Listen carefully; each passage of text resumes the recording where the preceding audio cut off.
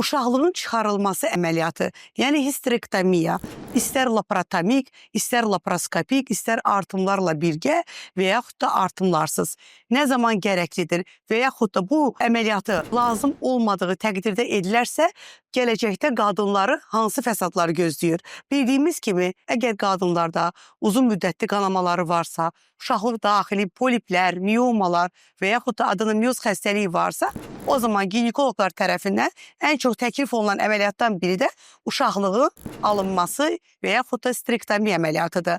Lakin gərəksiz durumlarda uşaqlığı artımlarla birgə alınması qadınları vaxtından erkən klimakterik perioda sala bilər.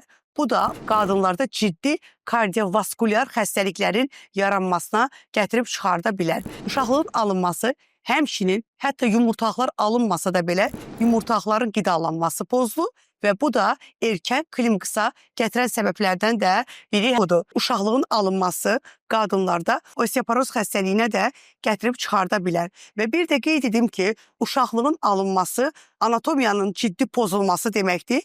O da vaxtından qabaq qadınlarda pelvik orqanların genital prolapsuna, yəni sidik hissəsi sallanmasına, düz bağırsaq sallanmasına gətirib çıxarda bilər ki, bu da orqan sallanması nəhayətində ciddi ginekoloji əməliyyatların olunmasına gətirib çıxardır. Əziz xanımlar, çalışın, sizdə mioma, adenomyoz və yaxud da polip və digər uşaqlıq problemləri varsa, vaxtında ginekoloji müayinələrdən və müalicələrdən keçin. Çünki bu problemlər erkən mərhələlərdə konservativ müalicəyə tabi olur və sizin uşaqlığınızı qoruyucu müalicə olur, uşaqlığınızı itirmə təhlükəsi yaşamırsınız.